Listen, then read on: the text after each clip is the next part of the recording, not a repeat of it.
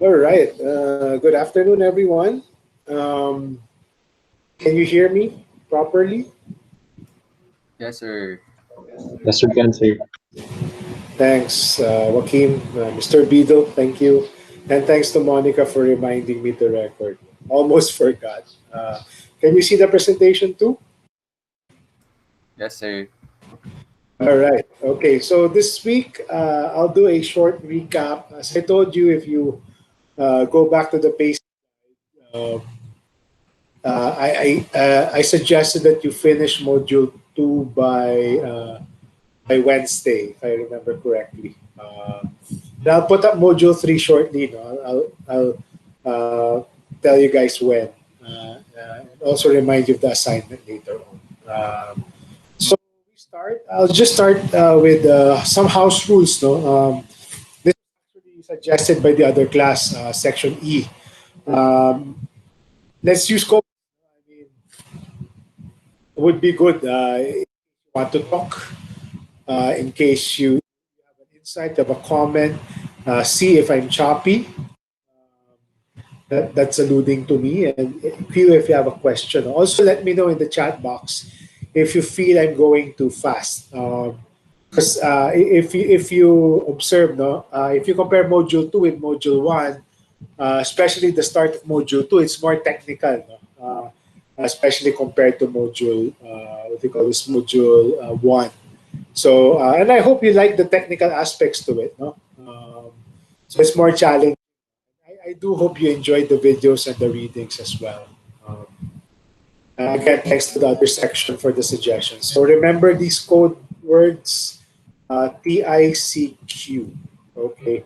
But in any case, if you forget the code words, then just tell me in the chat box if you have a question or something. And I'll stop at certain points in today's lecture to make it more interactive, to ask you stuff, no? More participative, no? To make it more interesting rather than me just talking the whole time. Maybe you guys can talk or even interject in the chat. All right, a few announcements.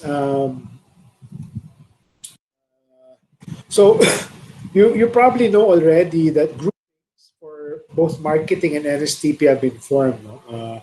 I think one or two of you don't have NSTP or marketing groups, but I think that's being solved. But in case you don't have either marketing or NSTP and you still don't have groups for the final integrated output, please email me, so we can resolve this issue.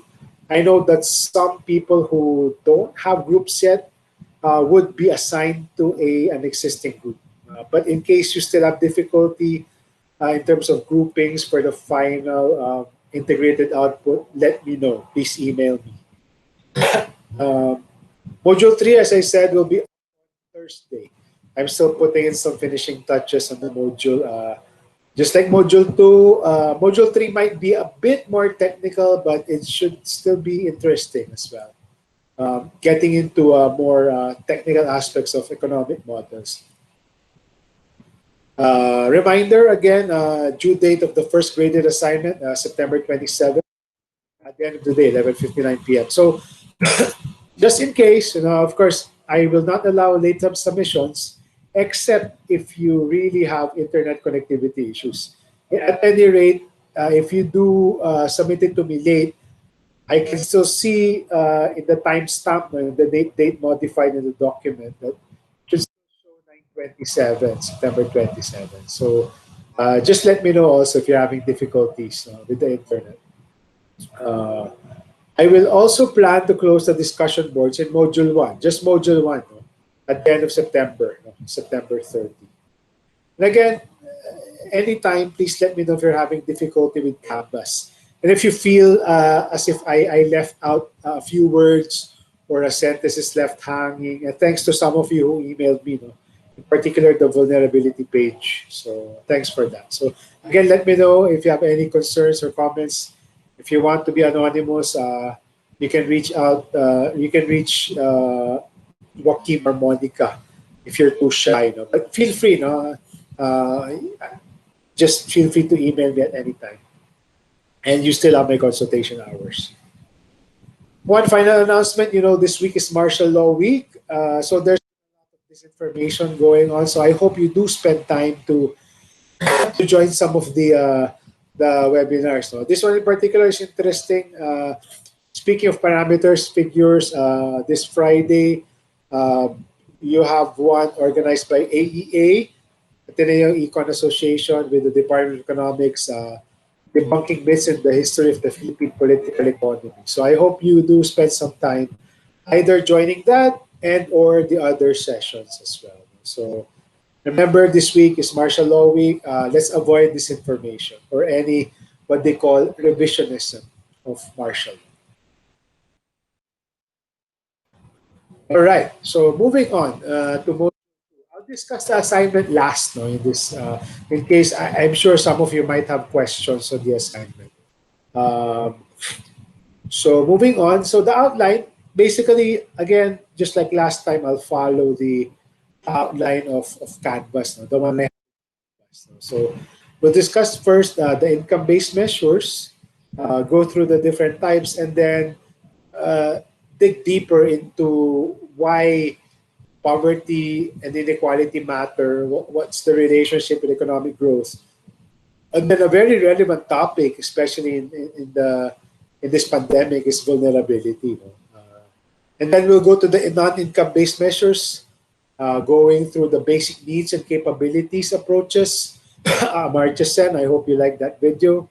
And we will go through a recap of selected international measures, HDI, HPI, etc. And of course, our own national measures, the APIS and the CBMS. And then the graded assignment.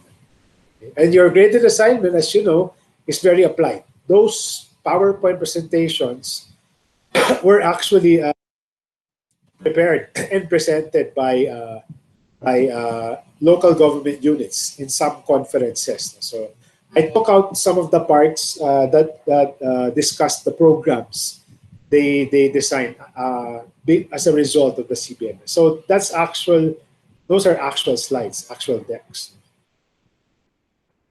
All right. So first, let's move to poverty incidence, income-based measures. So I like this cartoon. No? I mean, it's very controversial, as you probably read in the article in Rappler, no? Dr. Albert's, because a lot of people think the poverty lines are really low. So it's a cute cartoon just to introduce the topic. So it's all about poverty lines and counting the poor. So this, in a nutshell, is what you need to know in terms of poverty measurement, the non-income approach. When you say income-based, it's basically measuring the money that you need to afford basic survival, basically. So it's basically food, shelter, clothing. So if you see there, there's two lines there. No? There's the poverty line, and then there's the subsistence line. Basically, that line is the amount of money a person or a family. Let's talk about the food threshold first. It's basically the amount of money, the bare, the bare amount of money you need to survive, to buy the minimum food requirements needed for your body to function. So anyone who earns income below that is what we call food poor, or is sometimes referred to as extreme poor, because they can't even afford to get or buy the basic food requirements. So obviously, they can't afford the other things. They can't afford food and so much more the other things. The line above that is what we call the poverty threshold line, or the poverty line in short. So it's basically the amount of money that a person or a household needs to buy the basic minimum food and non-food requirements. Basically food plus, let's say, shelter, clothing, etc., etc. Just the basic minimum survival cost. No? So everyone below that line, if you're earning below that line, you are considered poor. And then if you fall below the subsistence line, obviously you are what we call extreme poor or the food poor, subsistence poor in some literature. No? So everyone above, everyone above the poverty, if you're earning income, if your family or you yourself, if you're earning money above the poverty line, then you are not poor. But we have a special category, and this is important. Again, when you go back to the vulnerability discussion, there's a special segment we call near poor. They are the people whose incomes are slightly just above the poverty line. So it doesn't mean they're wealthy, no.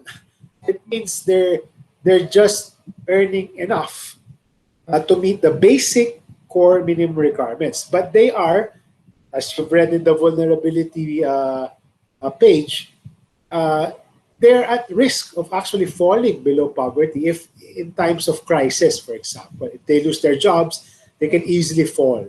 So some economists measure that as incomes 150% of the poverty line. Let's say when you say 150%, if the poverty line is 10,000, if they're earning 15,000, then and below, between 10,000 and 15,000, then they are considered near poor.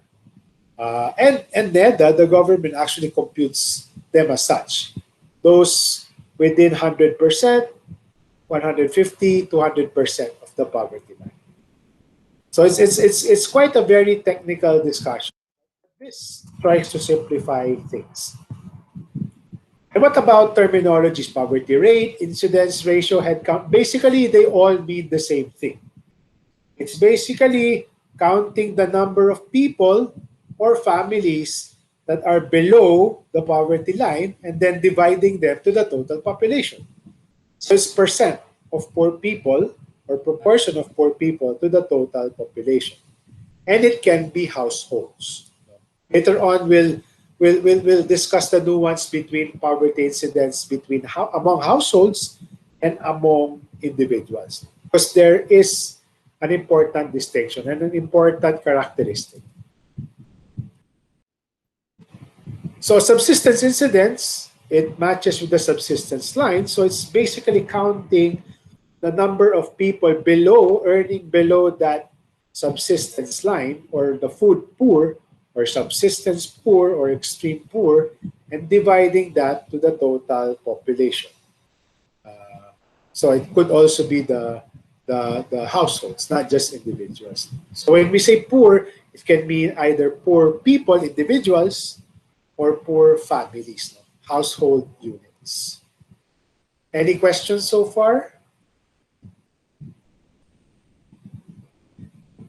I think it's a bit simple at this point. So moving on, just flag me if I'm going too fast or if you have questions.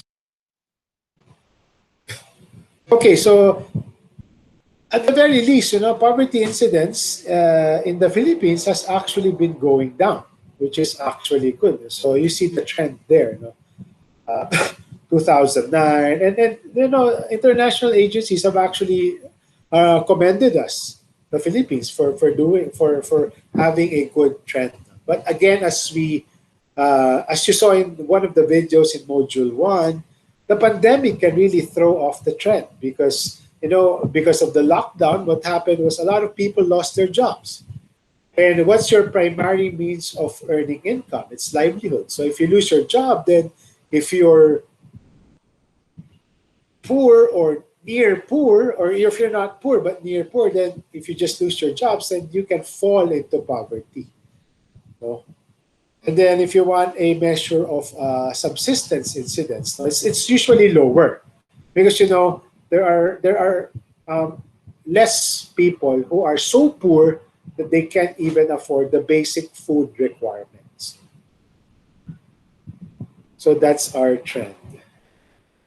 So question now, you can answer in the chat box to make things easier. I just want you to just say which one is higher. Let's take the first question. Poverty incidence among individuals, population, or poverty incidence among families? What do you guys think? Type in the chat box.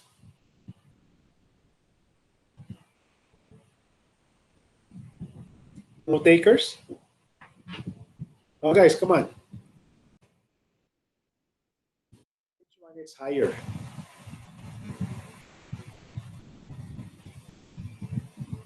Only Lizzie knows. Don't search just based on. Actually, the answer is the same for both poverty incidence and subsistence incidence. Although Lizzie has it, one is higher, the other. It's okay, Lizzie, no worries. Anyone else has a different answer? Anyone disagrees with Lizzie?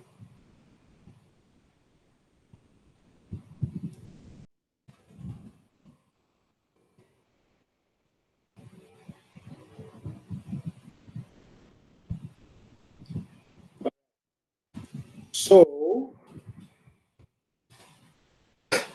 the answer is population, individuals. No? So this is the official statistics. No? So in 2018, in terms of population or individuals, counting the poor, it's 16.6%. In terms of families or households, it's 12%. Same deal with subsistence, it's 5.2 versus 3.4. Why is that? It's basically math. No? What you notice probably if you go to the community, the poor and lower income populations have larger family sizes. So for example, one poor family who has 10 members, they're counted as one when it's poverty incidence by among families. They're not counted as 10. If you're counting by individuals, they're counted as 10 versus a family of 3 or 4 who's not poor. The 4 is counted as 1 versus the 10 is counted as 1. So it's basically basic math. And later on in Module 4, we'll go deeper into population dynamics and what implications there are for poverty. So that's just a little icebreaker. So to make it more, I hope more of you type in your answers later. All right. So going to the actual line, this slide is a bit wordy, it's a bit more technical. So we'll just go through, the official poverty lines. So basically, what this is saying for 2018, just 2018, because the lines differ. It's based on inflation. They differ per year. They're officially estimated. As you probably saw in FIES, they're surveyed every 3 years. So for you not to be considered poor, let's switch it. For you to be considered poor in 2018, you would have been earning 2,145 per month, no, or below. Then you're poor. If you're earning above 2,145 on any given month, then you're not poor. And the way the official statistical agencies measure it, if it's a family of 5, then you just multiply it by 5. If it's 4 in a family, then you multiply it by 4. But this is the average, no? Again, certain regions have different poverty lines because it's more expensive in Manila than it is in, let's say, Bulacan. So each region 3 has a different threshold than NCR in Manila. For the food threshold, if you're earning per person, 1,506 in any given month, or your family is earning less than 7,528 or less per month, then you're poor. It's kind of low, no? I mean, some of you probably have baon that's for a week. That's even higher than the poverty threshold. month. So it's basically 25,745 per year for a person. That's the poverty line. Or 128,724 for a family of five. So as I mentioned, the regional lines differ.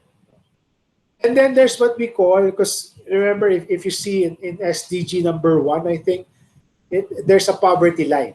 They have what we call an international poverty. I'm not sure if I included this in Canvas, but this is just a trivia. You don't really have to memorize this. No? The international poverty line is what they call $1 per 90 per day. And it's not US dollars. It's what they call PPP, or purchasing power parity. What PPP means is, what is the equivalent of what a person in the US can buy for $1.90? So for example, if a person can buy, let's say, a can of soda in the US for $1.90, what is the equivalent price of that can of soda in the Philippines? Let's say it's about 25 or 30 pesos. Then that is your PPP rate. So it's not necessarily the dollar rate. So if you do the math, they have computations for $1.90 international poverty line translates to about, in peso terms, 37.24 per day, or 1,133 per month, which is actually much lower than the food threshold. So that's how they measure it internationally. That's why if you read the literature, the Philippine agency has a different poverty incidence versus the UN versus the World Bank, because usually the UN and other international organizations use the international poverty line. So the ADB estimates poverty incidence for the Philippines last year, 2019, at 2.7%. Again, because the poverty line is really low at the international level. So my next question to you guys, and please, if you want to unmute yourself and answer, that's fine with me. What do you think of these poverty lines? Are they believable? Are they hogwash? Are they stupid? Too low? What do you guys think? I'd like one or two people to either answer or discuss in the chat box or unmute themselves. Any volunteers, please? What do you guys think? Any takers? Hello. Yes. Who was first? Sorry. Justin Rodriguez, sir. All right. Go ahead, Justin. Um, Siguro from my perspective lang, and based from what I'm currently used to in my life, I think that these numbers are actually pretty low, given that it's like 2,145 per month or 1,506 per month. Like, it's very hard to believe that a person can live on that if that includes basic health, food, shelter. And it's just really hard to believe that that's the poverty threshold, because I honestly think it should be a little bit higher, because um parang given the data presented, I don't think it's a good representation of the country as well. Like, in terms of the people that are living here, parang 2,145, even for some poor communities, is very low already. So that's just my opinion about it. Thank you, Justin. And someone else wanted to speak?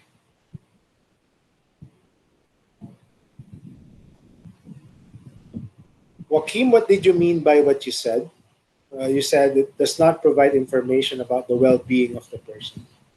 Can you Sir, from my understanding of the poverty line kasi it's just basing it on numbers that, let's say, how much a person earns, and we don't really put into consideration like the other things, like what consists of the well-being of a person.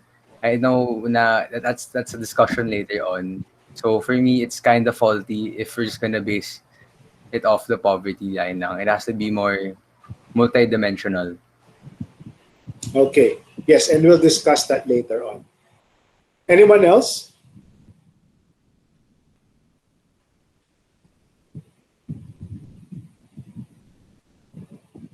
Okay. So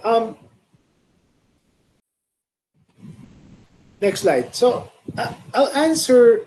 I'll discuss this while discussing how it's actually constructed, the poverty lines. And you saw a little bit of that in the video of the FIES. By the way, is anyone here not able to understand Filipino or Tagalog? Because some of the videos I will be sharing, posting in Canvas, are in Filipino, in Tagalog specifically. So just do let me know, no, if you're in case anyone doesn't understand Filipino or Tagalog. Because my assumption was you guys, all of you, understand Filipino, especially the FIES one. I think because they're trying to popularize it, no, Tagalog siya. So just let me know, and I can send you alternative materials. Um, so yes, most people when they see these figures, no, they're like, "What? What the hell? That's too low." Um, let's start with the food line estimation. So when right after I did my right after I well I did JVP after I graduated from college. After I got back, I worked for the government. Just a small anecdote. Before I used to think that government was the enemy, so they're the cause of everyone's suffering. But then during my JVP stint, I sort of thought, actually, it's actually good if more good people can join government. Maybe we can create change with it. Of course, that's kind of idealistic and messianic if you think about it, but that's why I joined government. So I hope some of you might also think that government is also a good vocation as well. Not necessarily for the entire entire career life. So when I was in government in an agency called National Anti-Poverty Commission, there was this interagency committee called Technical Committee on Poverty Statistics, and I was a member of that. So it was basically geeking out about these numbers. No, is this a sufficient line? Is it too low? Is it too high, etc. Um, the answer is the point is yes, but it's trying to measure what really is the very minimum, the core. So you have a frame of reference. So you start with the food line. And this is derived from the FIES. So the PSA, it used to be NSCB or NSO, tries to estimate what would be a minimally acceptable basket of food menus that would how much would that cost, and then that will be the rough computation of the food poverty line.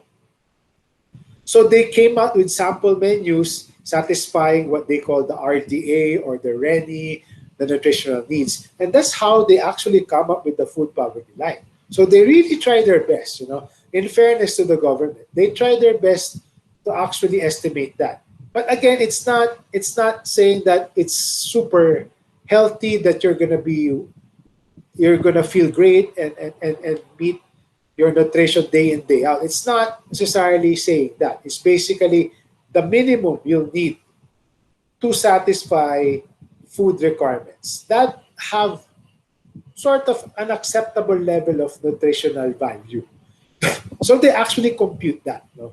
I used to have sample menus. So they would have like a fish, no, galunggong with malunggay, etc. So they would actually have dummy menus. No? So that's how they would estimate. So it might sound low, but there is some basis for it. But again, when you say low, remember that it's really the very bare minimum that you'll need. That's why it sounds too low, because it is low. No? And then, what about the other things? You're saying, what about health, the shelter that they need? That is not computed directly. It's computed indirectly. So there's the food component of the line, there's the non-food. It's basically food plus the other things you need to survive. They use what they call a food to non-food or food consumption ratio. No? Basically, they analyze using the FIES. No? They analyze the consumption patterns of the lower income population. Let's say the lowest 30% in terms of income, no? For the entire population. In statistical terms, the lowest three deciles. So they analyze what proportion of their total expenditure or total consumption is spent on food. If you think about it, if you're really poor, then let's say I have 100 pesos only every day. Then most likely, majority, 90% of that 100 pesos, I will spend on food. Whereas if I'm a rich person, I have 1,000 pesos a day, I will have a lower percent of that 1,000 spent on food. So that's a basic observation around the world, not just in the Philippines. The poorer you are, the higher the percentage of your expenditure goes to food. That's kind of obvious because you'd rather survive than not do anything. Of course, some people, they will be joking that they'd rather drink alcohol or play games than eat. But that's another matter. So, for example, no, the lowest 30% income group, they see food consumption is 2/3 of overall costs. Then the and the food threshold is 5,000. Then you do the math. What is X? 5,000 divided by X equals 2/3. 7,500. Then that becomes your poverty threshold. So it's more indirect because it's really hard to enumerate all the different things you'll need for bare survival. So they compute for food and then indirectly compute for the non-food as a ratio of their food consumption. So again, yes, it is low. No, it seems low. Sabi, as I told you guys, no, some of you probably have your allowances, have weekly allowances more than 2,000 pesos. So, or at least every 2 weeks. And this one is one person per month. What more for a family of 5? Yes, it is low, but again, this is the bare minimum. And there is actually scientific basis for constructing the food lines. But yes, it is really low. But the point is, if you talk to all economists, this is not necessarily deliberate on the part. Again, as I told you, there's scientific basis for computing the food line at least. No? It's not deliberate to make it low for government. No? It's at the very least, most economists would agree, regardless of what line you use, whether it's lower or higher, the important thing really is to have a frame of reference, a more or less credible frame of reference, even though it's low. So then you can track progress across time. And in some cases, you can actually select who will be the beneficiaries of your project. So if you guys have heard of the 4Ps, a conditional cash transfer program, they use this as their main decision point. All people, or as much as possible, all people falling below the poverty line will be getting, or I think it's food poverty line, will be getting subsidy from the government, what they call the conditional cash transfers, in exchange for ensuring that their kids go to school and pregnant moms and the kids go to clinics regularly. So this is it's not just geeking out about wanting to count the poor, romanticizing the poor. No, it's actually a useful tool to measure, number one, and then select eventually who you want to target in your projects. And the same is true when we actually discuss the non-income what do you call it, non-income measures. Any questions?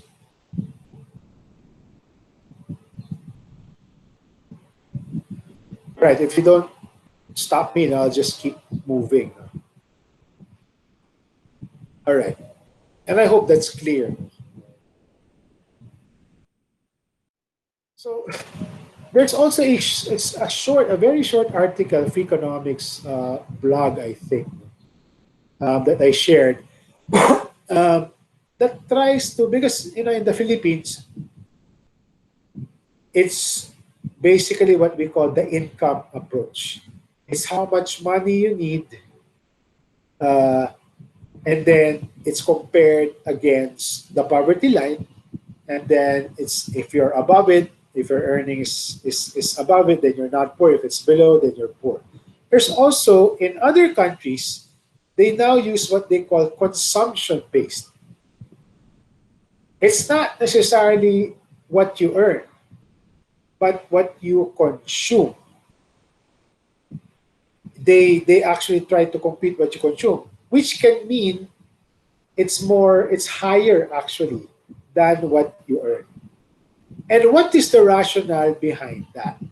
Uh, there's a concept called consumption smoothing. What that means is sometimes income is seasonal. Now remember the FIES. Before, no, they only took the survey once in that year. Now they do it twice, no. One in the first semester, one period between January and June, and another time they go back to the same house for sometime in July to December. It's just 2 points, no? What if the incomes, let's say farmers, no, it's kind of seasonal, the incomes actually fluctuate. So when that happens, um, people try to, this is now what is consumption smoothing, they try to smooth out their consumption by borrowing money or doing other things, bartering.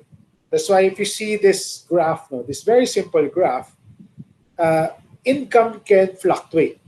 Not everyone, like probably most of your parents, not everyone earns a fixed salary per month. Incomes can vary. So sometimes it's not a good measure. What's a more stable measure is what households actually are able to consume, the cost of consumption. Because most likely, of course, it doesn't happen all the time. Most likely, when you borrow, you know for a fact that eventually you'll be able to pay for that. So your true curve, if you smoothen out your consumption, that is really your state, your level of well-being. Because your income might fluctuate. What you're consuming on a day-to-day basis, what you can afford to consume, whether it's through your income or through loans or other things, that is really your actual well-being. So a lot of actually international organizations argue for measuring poverty via the consumption approach. Ours, and in other countries as well, our methodology is the income approach. I think there have been studies. No? I have been involved in some studies in the past, no? Arguing between the two. But in terms of for now, I think the Philippines is sticking to income as an approach. Just wanted you guys to know about this. You don't have to memorize this or really be super familiar with this.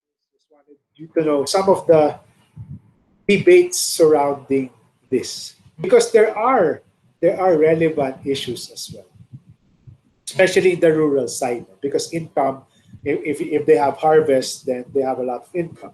Then they have dry season, then they have to wait, etc. So incomes are not necessarily smooth, but consumption is. All right, just stop me. What do I prefer? Um, Theoretically, I I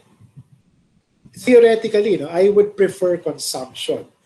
But again, there are also disadvantages. Because if it's consumption, then you have to have now a basket of goods that you would say would be able to give me that complete set of things that I need to consume.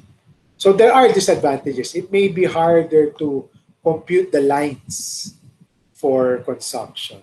But so I'm fine with income approach. Theoretically speaking, I am in favor of the consumption approach, but I am also fine with the income approach. Again, going back to my point, it's all about having a standard reference that you can actually compare across time. Because, for example, if the next round of FIES in 2021 uses consumption and 2018 uses income, you cannot compare anymore the trends because it's comparing apples with oranges. Thanks for the question.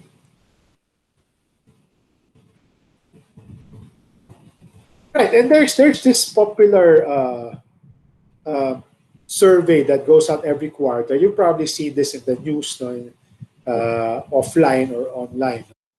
SWS, Pulse Asia used to do this before, but it's really SWS that popularized self-rated poverty. So I think I got a graph last year. We see the graph. No? It's quite unstable, no? And it's higher if you notice. No, it's higher. Usually we were averaging 20 plus or below 20% poverty incidence before. Self-rated poverty usually that's much higher, no, 45%, etc.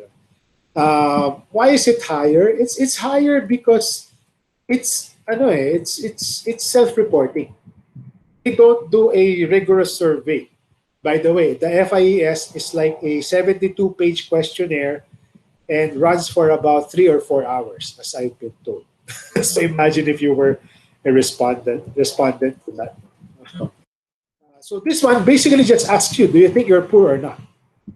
So there's no rigorous thing. And it's really your perception because even if you have money and you think you're poor because you have one car and your neighbor has two cars, some people might still think they're poor. So it's really people's different perceptions of poverty. That's why it's usually higher. They compare themselves usually with other people. The official poverty incidence tries to be more objective. Uh, so there are no computations. It's basically yes or no. But what you notice here, it's kind of erratic, no? And what this really shows is it really follows national trends, no? Perception. No? Usually, when there's a major crisis, national crisis, let's say a Yolanda storm or Taal volcano erupting, a pandemic, usually people think that in general everyone's poor. So usually the number of the percent of people saying they're poor usually shoots up. So the good thing with this is it shows a quick snapshot, and it's good for government actually to check the pulse. What do people think? Because it's high when there are national crises. It's usually low when there is good news of the economy's humming, etc., etc. So that's it. That's just a note because you might say, why is self-rated poverty? You saw in the video, they're saying, no, poverty according to SWS is 40%. The government says it's 20 or 16%. Government is lying. Not necessarily. Both measures actually have their own uses. So it's not necessarily the government lying. Any questions?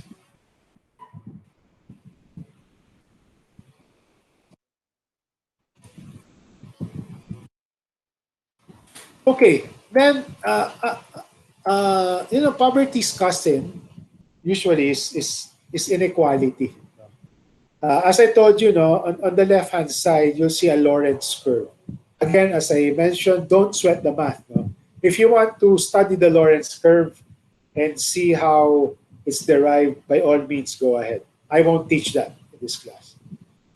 So the Gini coefficient is basically derived from this Lorentz curve. They're both people, by the way. So all you have to remember is inequality Gini coefficient stands for inequality. It's a measure of inequality from 0 to 1. 0 means everyone is equal. All of us have the same level of income. To 1, most unequal. It might mean only one person has 99% of the wealth and everyone else just suffers. So it's 0 to 1. So if let's say in the more egalitarian, more equal societies in Western Europe, let's say the Nordic countries, you'd expect it's around 0.3, 0.2, 0.3. No? Ours is kind of high, and actually it's the highest. No, usually on average, it's been the highest in Southeast Asia, 0.4267. It has improved, but really just by a little bit. So all you have to remember is we're really quite unequal. Basically, the rich are really rich and the poor are really poor. And income distribution is not really equally distributed. Income is not equally distributed. So that's all you have to remember. No? So don't sweat the math, but feel free to geek out if you want. So what does this have to do? Again, going back to economic growth. Remember, one of the important things we covered in Module 1. Yes, economic growth is not everything, but it is important. You know, you cannot really develop without growing the pie, without economic growth. As I kept saying before, economic growth, growing the pie, is an important but insufficient condition for development. But it's still important. Kailangan pa rin siya. So what's the relationship between poverty, inequality, and economic growth? And this is based on empirical evidence, no? Both internationally and locally. Dr. Balisacan, if you read the article, no? The short journal article, they've actually proven this in terms of analyzing the data. So basically, what this means, the more if a country is highly unequal, even if the pie gets bigger, it doesn't mean that additional benefits accrue equally to all. The rich can get richer with the crumbs going to the poor. So basically, even if you have like 10%, actually more than 5% is considered really good. If you, let's say, have 10% growth, really super, but you are super unequal, the effect on poverty, reducing poverty, is not too great compared to a society where there's 10% growth and it's more equally distributed. That has been empirically proven. The more unequal society is, the harder it is for that pie, the growth of that pie, to reach and pull up the poor people. So the rich get richer with the crumbs going to the poor. What about the other direction? Because the direction we're saying is, what does economic growth do to poverty reduction when it's equal or unequal? What about what's the impact of poverty, high levels of poverty, to economic growth? So on the other direction, the more unequal society is, the harder it is for the poor and provide greater benefits, also having a minimizing effect to economic growth. Because if you're poor, what happens? You can't necessarily finish college. You're not feeling well. If you're not healthy, then you're a drain in the health system. Then you are less productive and you can't participate fully in making the country grow and prosper more. So that's the relationship in reverse. Because poor people, they usually lack, later on, we'll study human capital in Module 3. They lack necessarily the educational attainment and even the health to really be more productive citizens. And productivity, as you'll see later on in Module 3, has impacts on economic growth. So in summary, what is the interrelationship? Economic growth will be able to make a better dent, a stronger dent in poverty reduction if the society is more equal. If you have if you have less people who are poor, then usually you have more productive citizens, and then you have greater economic growth. The more chances you have of greater or higher growth. So the question here is, how do you now make society more equal? I actually included an article which I didn't require you guys to read, but I included it there, optional reading, uh, on some suggestions on how to make society more equal. So the basic point is equalize opportunities. We don't want a communist or socialist model where, okay, government takes over everything and decides that everyone should have equal incomes. That's the outcome. What we want to equalize opportunities for people, and this is a good segue. This is a good introduction to the capabilities approach. No? We don't, how do you make society more equal? Not by being communist. No? You actually try to equalize the opportunities so that all people have a chance to get higher incomes. And we will explore this again in the next section, no? In non-income parameters. And further, as I told you, in module 4 and in module 3 even, actually. My question there is, maybe I'll take a few volunteers. Based on what you've read so far, how do you reduce the Gini? How do you make society, without adopting a communist stance, no? Without making all incomes equal, how do you actually make society more equal? Some specific things that you've read. I'll take a few at this point. Hello, sir.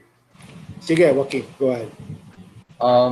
The supplementary reading pala that you put, it can't be accessed, but it says there to lessen inequality, you improve human capital.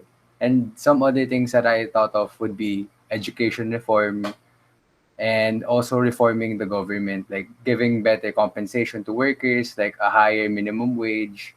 And then yun nga, yung mga benefits, they have to require companies to give a certain amount of benefits to a worker. So, some things like that. So it's like evening out the opportunities for people to reach a certain amount to like go beyond the poverty line. Yeah. Thanks, Joaquin. Yes, on that point, no, remember the cartoon that we ended with in the last session. No? It's not necessarily throwing money at them. It's creating it's interventions, designing interventions that would help them, no, both in the short term, let's say fairer wages, or in the longer term, education reform, no? So that they have a better chance in life to get higher incomes. So thanks for that, Joaquin. You hit it perfectly. Anyone else would have anything to add?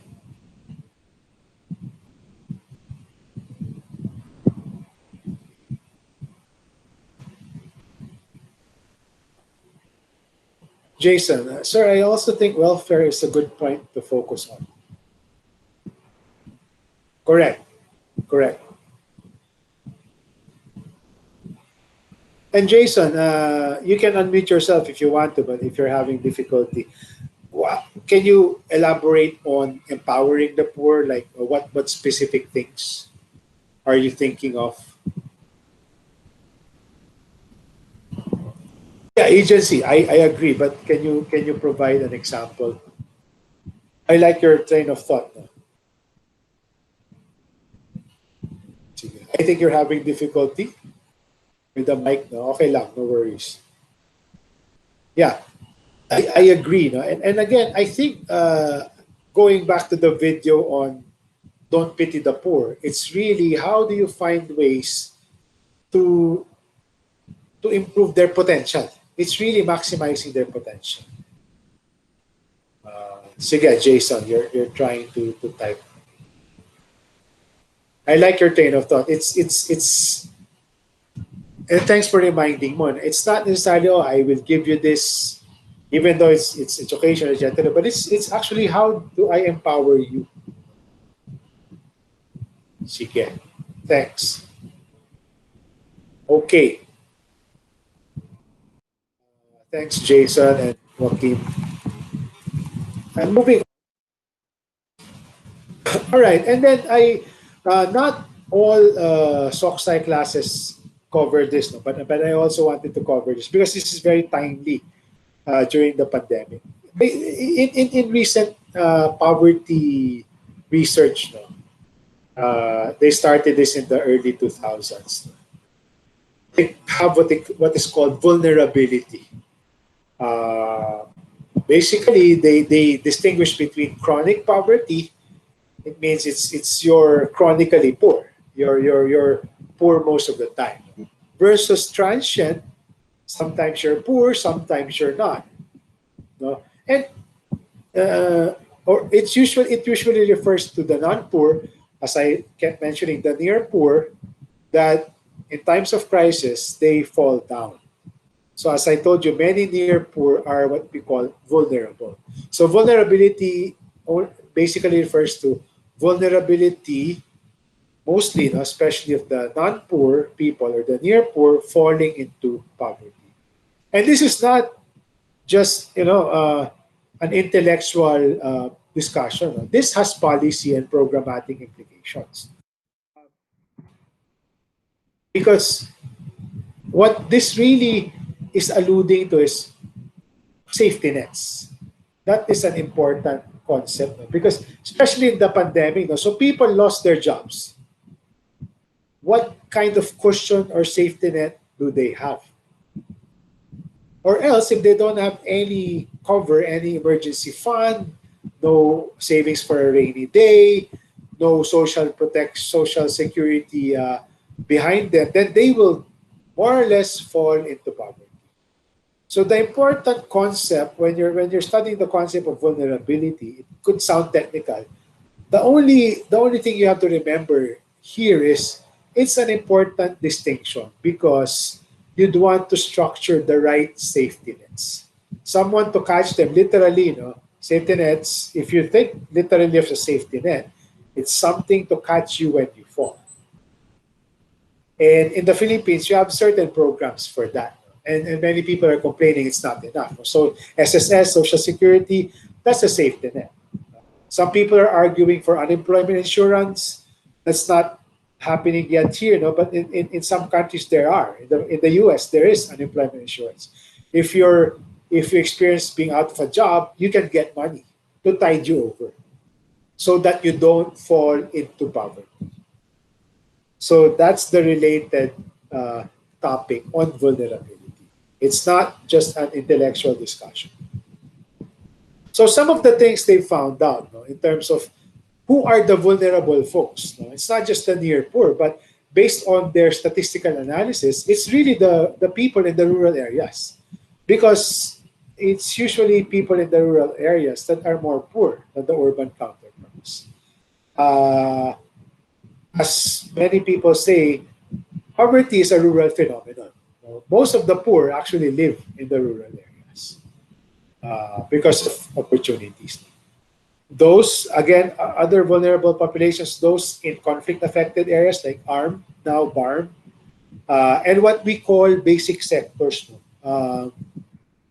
Sectors, I'll answer your question in a while, Monica. Basic sectors, it's basically based on a law. It's Republic Act 8425. It's actually the law that created the agency I joined after JVP, the NAPC, National Anti-Poverty Commission. It lists 14 basic sectors, basically poor, vulnerable, and marginalized groups. So farmers, fisher folk, senior citizens, persons with disabilities, workers in the informal sector, migrant workers, poor children, women, senior citizens, etc., etc., and blue-collar workers as well. So again, as I mentioned, it's really the thing here is to remember safety nets are important because they are your resilience mechanisms. They will catch the non-poor before they become poor to prevent that from happening. And what they're saying also, asset accumulation is important. Savings, whether it's liquid assets like money or other kind of assets that you can quickly turn into cash. You've learned that. Your management folks, no? I did MECO, so I studied accounting a little bit. You know, some assets are liquid, some are not. So hopefully you have also asset accumulation. Um, Wait lang, Monica. I'll just finish this slide. So how do you reduce both, no? Both chronic, aside from safety nets, no? Based on research, it's really college education. Usually, when you finish college, you have a better chance at becoming poor.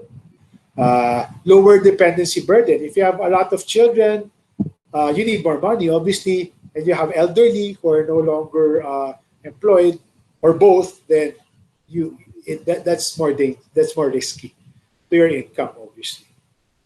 Asset ownership. Uh, if you have a lot of assets, no, that's your backup plan. Savings, especially employment, obviously, and absence of armed conflict. So, going to Monica's question. Sir, do we have government programs that prevent individuals from instead of merely mitigating? Uh, yes, as I told you, if you want to study this concept further, you can Google or search social protection. Social protection basically is that entire system or platform of safety nets. So that includes different types of insurance. So for example, most of these programs actually they're both preventive as well as trying to mitigate when they happen. So for example, uh, in the rural areas, they have what they call crop insurance. So um, when for example there's a typhoon, farmers can actually run to this government agency called Philippine Crop Insurance Corporation and get money in exchange. It's just like any kind of insurance. So that in a sense is preventive because the farmers don't have anything to sell. So if they didn't have that insurance scheme, then they'll just be poor. But in exchange, they get that. So that at least assures them of money that they can spend. So that's one important example. Social Security, SSS and GSIS, some people are arguing that's not enough, but you can borrow from it if you need to spend money on something. If you lose a job, you can also borrow from it. If a loved one passes away, you can get what they call death benefits to bury your kin decently. So there are. So it's both. It's both preventive as well as mitigating. Programs that will stay them out of poverty. Again, same thing. No? It's social protection. But again, if you want to think long term, it's not only focusing on safety nets, but really it's focusing on a holistic package. No? Getting them out of poverty and making them stable. The four P's that I told you about, the CCT, conditional cash transfers, that is a program that's meant to address long-term poverty. Why? This I might be digressing, but this is important. They give money for people to sort of go above the poverty line or at least meet the poverty line. In exchange, these poor people have to send their kids to school and then they have to send their kids to clinics. Public clinics are free anyway, for the most part. And they're pregnant members of the household to clinics. Why? Because those things address long-term poverty. As I told you, if you finish school, the higher the chances are of you rising or falling or moving out of poverty, as we have discussed earlier. It's empowering them. That's the main point that you need to remember. Thanks for that question. All right. Now moving to the other side, the income measures really are the more technical discussion. The non-income measures, they're less technical, but of course equally interesting as well. So here's a short cartoon. So this is a critique in the UN. There's a human development, but still many have been left behind. All right, as you've seen in some of the introductory videos in the Canvas course, Module 2, income is not enough to capture deprivation. So it's not a comprehensive measure of deprivation because poverty, when you think of poverty, think deprivation is a synonym. It's synonymous to deprivation. It's similar in Module 1 in our last week's session. It's a similar point about development as being more than income. There are other dimensions to deprivation. It goes beyond economic growth. As one of you, I think it's Joaquin earlier, say, income is just one aspect. It's multidimensional.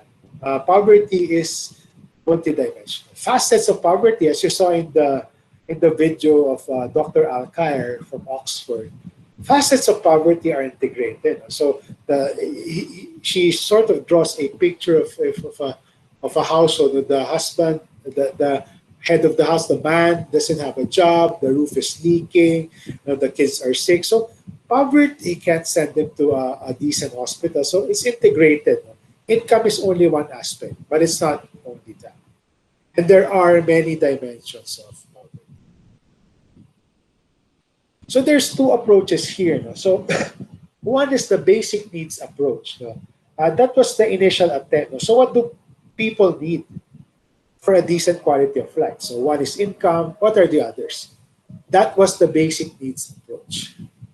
But when researchers were evolving their thinking, they said, that kind of sounds passive. It's like, what do people need? Okay, we'll give them what they need. They need money, we'll give them money. They need textbooks, we'll give them. So it's more passive. A better, in more recent years, a better approach is really capabilities. Going back to I think Justin mentioned Jason. Sorry, going back to Jason's point, empowering them. That's why we moved to the capabilities approach, which was popularized by Dr. Amartya Sen, who was also instrumental in popularizing the Human Development Index, the UN. So he has this seminal book, really popular book. I have it, but I have to be honest with you, I wasn't able to finish reading it. Development as Freedom. It came out in the, I think, early 90s or late 90s or early 2000s. Basically, it talks about what we want to focus on is income as well as the opportunities that make people achieve their potential. So it's now less passive. It's not just providing people with what they need. It's actually enabling them to be the ones to actually fend for their own needs. So he sort of identifies 5 broad areas of freedom, of capabilities. So political freedom, you can participate in public affairs. Economic, which is your income, you have mobility. You can, if you're qualified, for example, if you're a woman, because in some countries, if you're a woman, even if you're highly educated, you cannot apply for a certain job. So economic freedom is you can apply for, let's say, any kind of job as long as you're qualified. There's freedom in that. Social freedom, we're free to go around, to move around, to talk to people, to form bonds, to network with each other.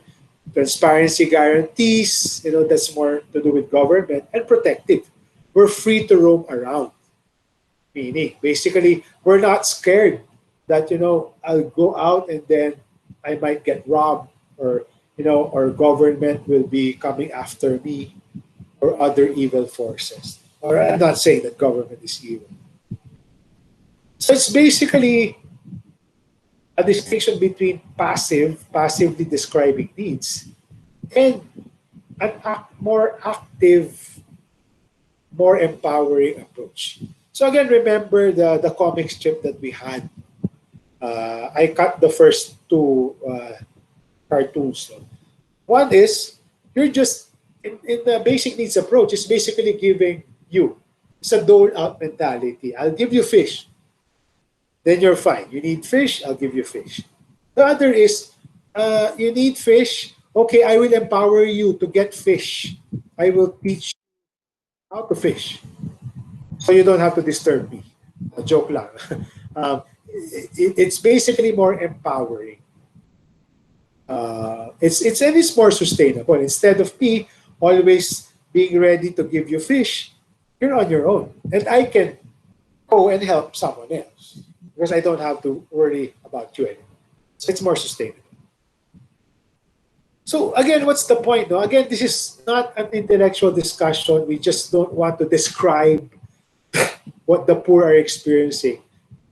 If you'll notice, and this speaks to your assignment, if you'll notice, the indicators, the parameters, the way we describe what deprivation is important. No? Because by examining the different dimensions, this is what government and other agencies like my current office, no, USAID, this is what we use to design interventions. You know, for example, if the Philippines is lacking in a particular indicator, then that's something we can focus on.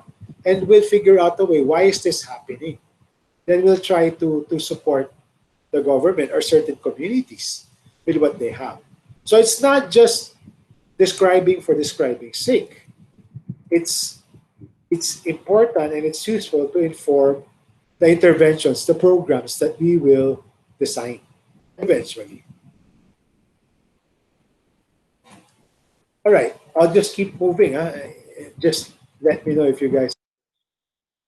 All right, I just went through in Canvas, and now just a recap of some of the more popular international measures. So HDI, that is one of the most, this is sort of considered a pioneer in terms of the multidimensional approach. It has to, it's nice because it is simple, no? It's in a sense simple to capture, unlike the SDGs, for example. You have to track 100 plus indicators, so 200 plus. Here's only a few indicators, three main domains. One is life expectancy, if you're healthy. So health, education, knowledge, and then income, a decent standard of living. So for a country, its life expectancy on average, its completion of school, which they turn into a figure called an index, and then GNI per capita, which is basically your GDP or GNP divided by the total population. Because after all, GNP or GDP is just the country's income. And if you divide it by the total number of people, then you have the average income per person. So the Philippines, in fairness to past and current governments, we've been improving, but very slowly. We're ranked 106 out of 198 countries, I think. We're actually part of the category high human development, but we're actually in the low, kumbaga sabit lang. We're in the low part of that high human development cluster. Another thing, and that's been measured by UN since the 1990s. Before, when the UN publishes, the UNDP, United Nations Development Program, publishes their annual reports, the HDI is published there together with the HPI, the Human Poverty Index. So you can think of it as the flip side, or just the inverse, more or less, of the HDI. So see, it's same as the life expectancy, but negative in the negative sense. So probability of birth, not surviving to age 40, illiteracy, no water, no access to health services, and malnourished. So it's a bit, it's different but similar to the HDI. So this was also a very popular measure. It's in a sense a bit easy to collect and track because it's only 5 indicators. And all UN member countries are assessed every year. And that was before, no? But then sometime I don't know when, in the last 3 years, the HPI was actually retired. No? Then it became the multidimensional poverty index. More broader, no? More indicators, no? MPI. So still three dimensions, no? Like the HDI, health, education, and standard of living. But there are more indicators. No? So for health, you have mortality and nutrition. For education, similar as the HDI. And standard of living, there's a couple. No? If you're using modern methods or still using coal or a charcoal, no? Sanitation, what kind of toilet do you have, or do you even have a toilet? Drinking water, is it potable water? Is it just a well outside? Do you have piped water? Uh, Electricity? Do you have access? Housing? Do you live in a makeshift house? And assets. Now, what kind of assets do you have? Do you have just one major asset like a cell phone or a TV and nothing else? What else? So, Philippines in the past 2 years, so we've improved a little, but we're still having red flags, in terms of housing, access to water, and hunger. And as I told you, malnutrition is really becoming a problem in the Philippines. But the funny thing is, so is obesity. So if you think about it, the Gini, the inequality is kind of obvious because we have so many people, we have problems with malnutrition, but at the same time, we have problems with obesity as well. So you see how unequal the distribution is. So, and the Philippines also continues to struggle with health and nutrition, especially if you go outside Manila, no? Especially in the far-flung areas, and employment. So, it's not really unemployment. No? Before the pandemic, we had really low unemployment rates. The problem is the quality of jobs, not necessarily the quantity. These are really low wage jobs, and not many times they're not full time jobs. In many cases, there's a term called, if you're interested, there's a term called underemployment. It's a lot. Some people want to work full time, but since they can't, because of different circumstances, they're not qualified, or there's just not enough jobs, they can only work part time. So their incomes are not full. Their salary. Okay, moving on to the um, non-income measures, the Philippine setting. I provided two popular or common local measures, and they have overlaps. No? If you'll see, the CBMS would have clear counterparts in the annual poverty indicators. This is a national survey. When I say national, it measures the country as a whole, up to the regional and certain times province level. So you can have these different measures at the Philippine level for the Philippines or at the region. So NCR will have its employment status level. So will Region 4A, Calabar Zone, that's Cavite, Laguna, etc., etc. So it's national level. Later on, the CBMS, I'll make a distinction. It's at the local level, the LGU level. So just a quick rundown of the annual poverty indicator survey. Employment, education, that's pretty common, enrollment status, housing as well, quality and security of tenures there, electricity, water, sanitation. So kind of mirroring the MPI, if you think about it, assets, household conveniences, hunger, access to credit as well, and income, of course. Just note, no, that the income measures in the APIS are not comparable to the FIES because they have a different methodology. Again, you don't want to compare apples and oranges with oranges. At the local level, when I say local level, I mean province level, city level, municipality level, and even barangay level. um, with the passage of the CBMS Act, there's now a law actually mandating local government units to start collecting this in the next few years. So they're now mandated. The good thing with CBMS is the APIS is actually, sorry, I should have included this discussion in the Canvas course, but I'm doing this now. There's a distinction between a survey and a census. If you remember your basic stat, I'm sure most of you, all of you have taken statistics. When you do a survey, let's say in the Philippines, we're around 100 million. When you say I'm doing a survey of the Filipino population, you're basically getting a sample. No? You're not asking all the 100 million people. You're asking a representative sample. No? And there are methods for this. Usually it's a few thousand, tens of thousands, or SWS is actually 3,000. Believe it or not, that is a representative sample as long as you do it right. A census, on the other hand, means you ask everyone. You ask all the 100 million people or the households. And, there's usually a census of population that's done every 10 years. The APIS is a survey. I think they only cover around 40,000 Filipinos to represent the 100 million plus Pinoys.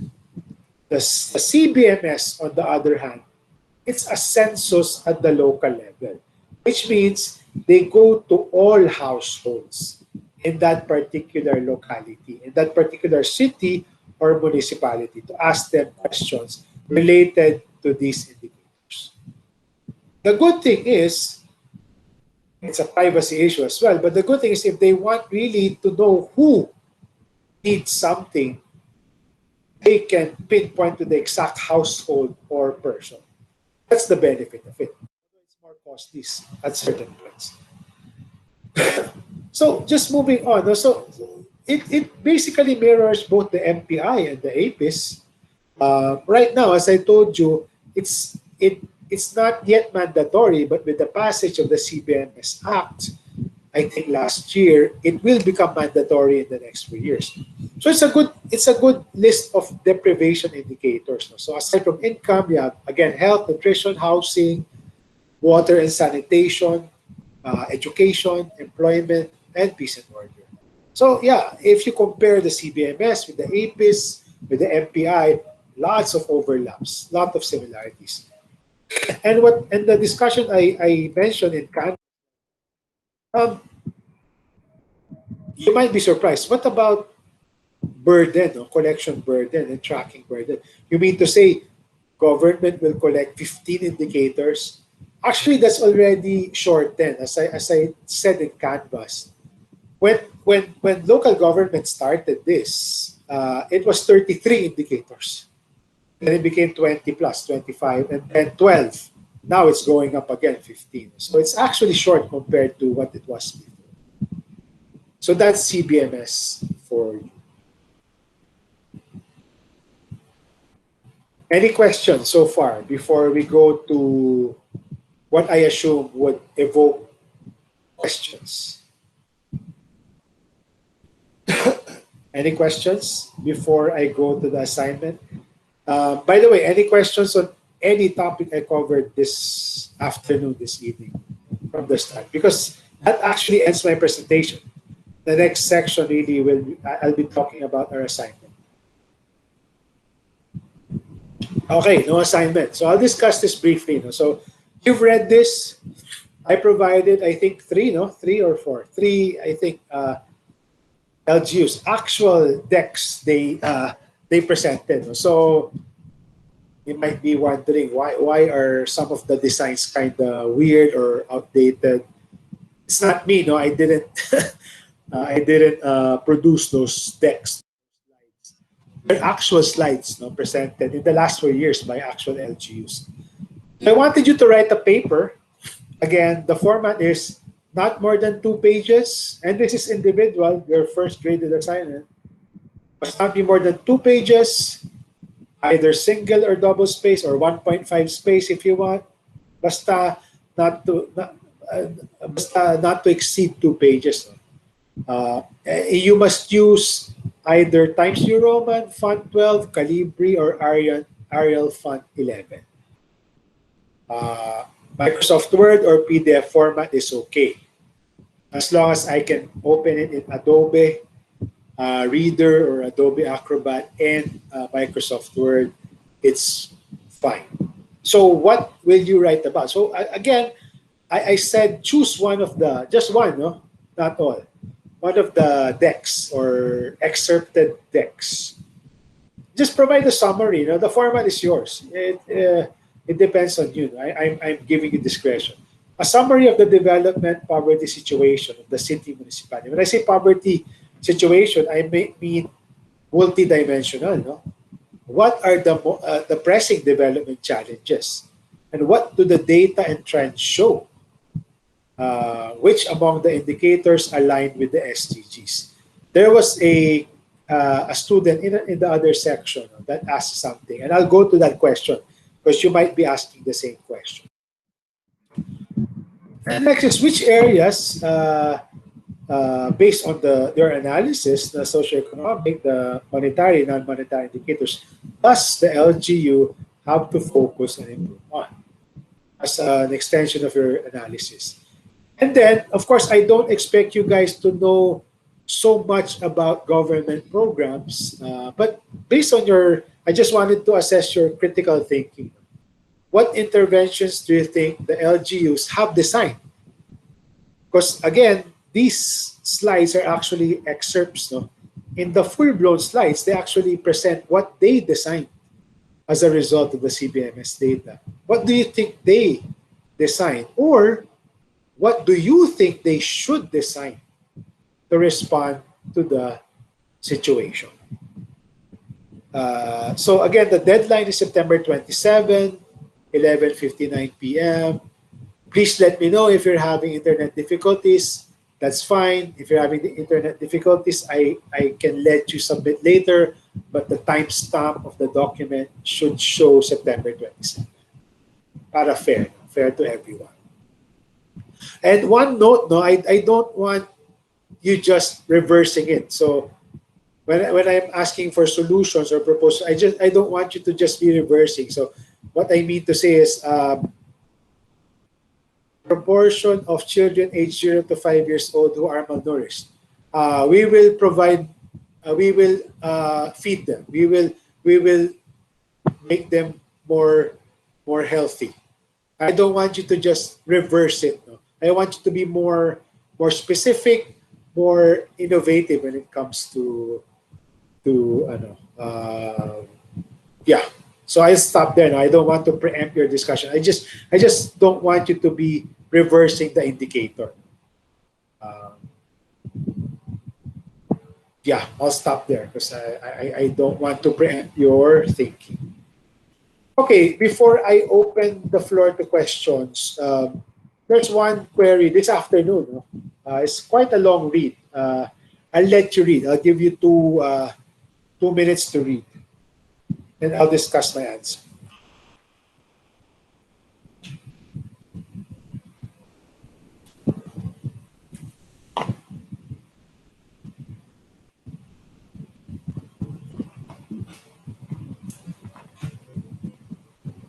This is an actual question this afternoon.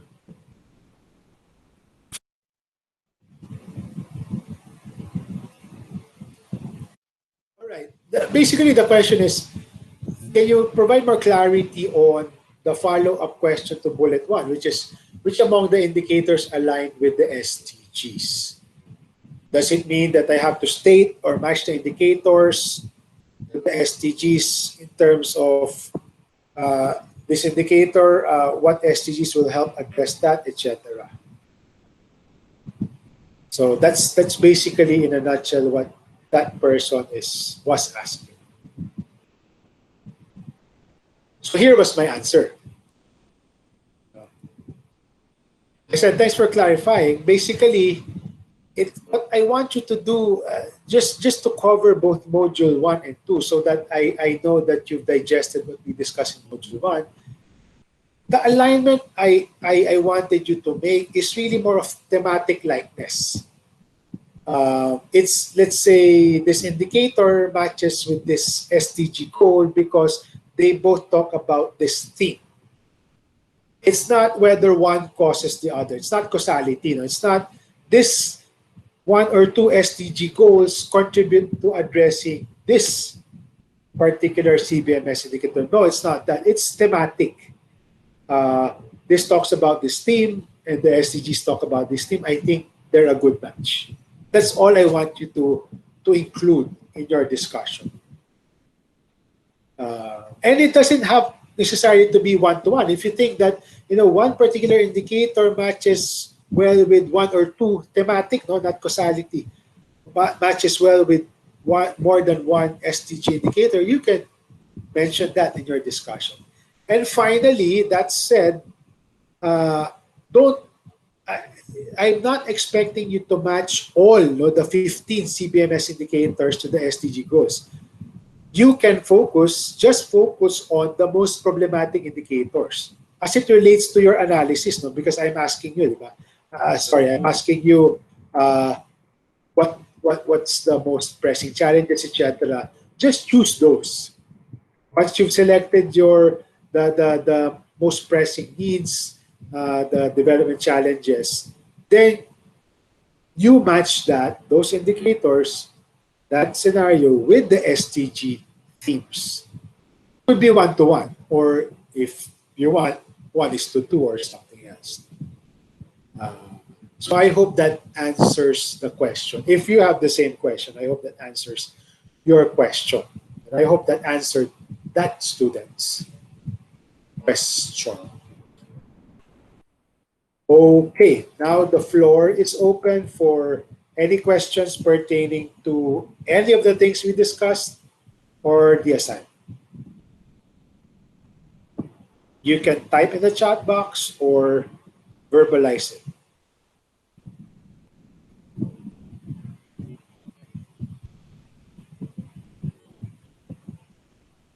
Sir, I have Yes. a question. Yes, please. Go ahead. Sure. What's for the magnitude? Is the number there like the number of people who experience, for example, like children under 5 who died? So the magnitude, that's the exact number of children who died? Okay. Sorry, I should have included that in the definition. So incidence, ratio, etc. Refers to percent. And you're right, magnitude refers to the actual number. So in the case of, let's say, child malnutrition, let's say the percent, the rate, the malnutrition rate in that LGU is 5%. The magnitude is 20,000. It's the actual number before you divide it into the total LGU population to arrive at the rate. So magnitude is basically the number. All right, sir. Thank you. Sure. Any other questions?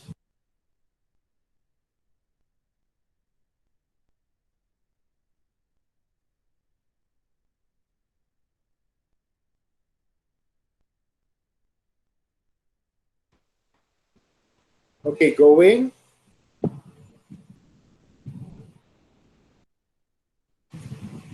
You sure, huh? In any case, since you guys no longer have any, sorry,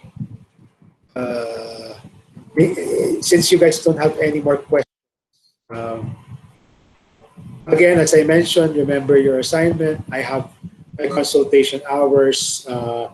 It's still open tomorrow from 7:30 to 9 or Friday 3 to 5. But do make sure that you set an appointment with me. And again, it can't be one-on-one. There has to be a third party. If you're shy, if you have any concerns and you're shy about approaching me directly, use your class bidas. Si Joaquim is the primary bido, Monica is the alternate bido. So make sure if you really have concerns, just let me know. Don't feel free, no, anytime. I try. No, I'm working full time, but I try to answer emails as soon as I can.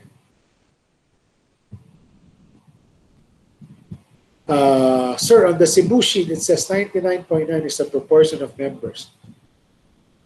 Basically, it means that they don't really have a lot of kids. Basically, majority of the population is 10 years old and above. If you go, let's say, if you go to that, is that Remigio? If you go to that municipality, you'll finally you'll hardly find kids running around in the streets. It, you'll see a lot of older kids and adults there. That's kind of weird, but if it's what it says, then that we assume that whatever is in there is correct or accurate.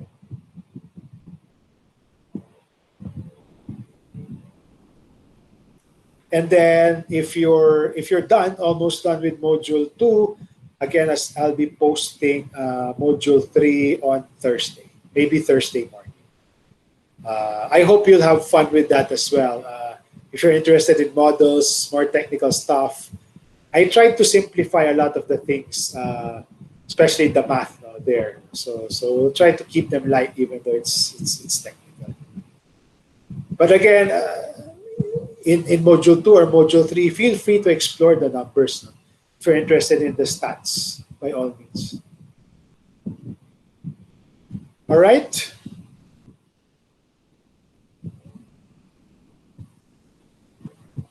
Okay. I hope you guys have a good evening. I hope you have a good dinner. Again, let me know if you have questions. And thanks so much. Thanks for being participative as well. Thank you. Good evening. And I'll be posting this on Canvas after module, at the end of module 2. Thank you, sir. Thank you, Thank you, sir. sir. Thank you, sir. Thank you, sir. Sure.